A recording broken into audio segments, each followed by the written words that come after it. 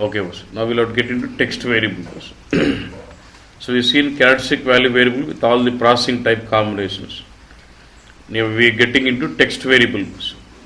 Now why do we use text variables?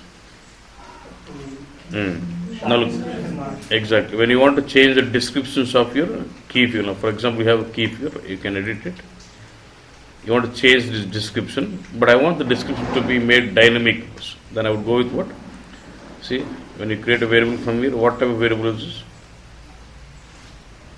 this? Text variable. That is one. So you have new selection, and I want to make the editing of this new selection dynamic. I can go with what? Text variable. Let's say I have new formula. I would like to make the description of this new formula dynamic. Again, I can use what? Text variable. Let's say I have restricted key figure. Okay. I would like to, let's see, you can make this display. Say change. Can I make this dynamic by using text variable? Restricted key figure.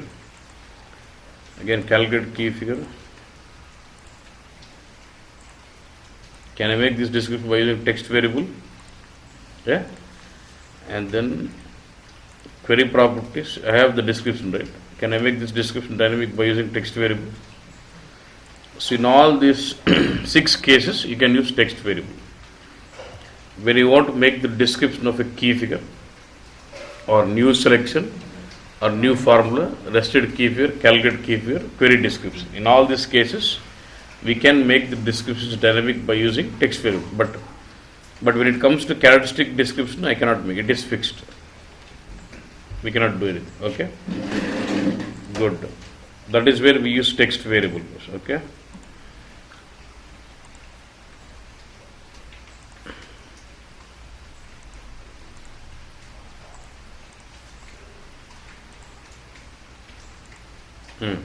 Okay.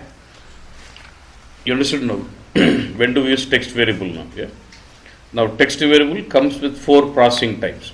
I told you, we know that we have got 5 processing types, but doesn't mean that every variable will not work with every processing type. There is some restrictions, right? So when it comes to text variable, you will have all these 4 processing types: user entry or default, replacement path, customer exit, and SAP exit.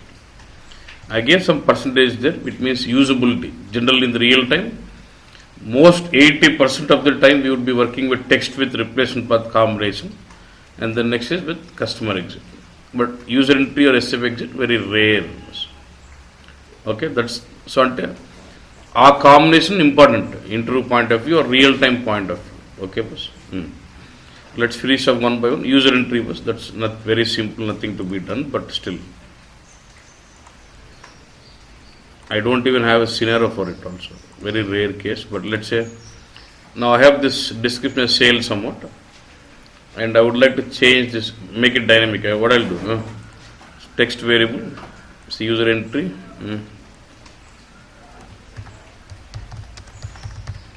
Enter text ZT001 and processing type manual entry replacement path. Which one I'll do? I'm going with manual entry, details, optional ready, and length of, now if since it is text variable, I have to specify length of the input field. So I said text 60. Save. I use this. Now I'm removing this. See, I have the text variable replaced with ampersand, text variable and ampersand. Then what happens? Whatever the value given, it gets replaced into that heading of the column. Save this query.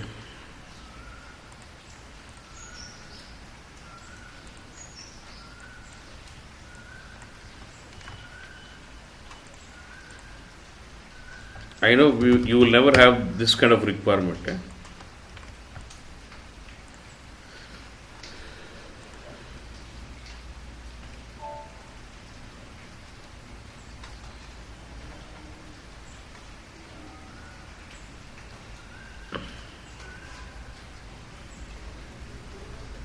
But it's never a case like this with user editor, but still I'm just showing you. Sales value. And what is the maximum length of string I can enter? 60. So whatever you enter, that comes as heading of the column. Clear? But this is never a case like this. Okay, boss? That's with user entry. Boss. Text with user entry. Okay.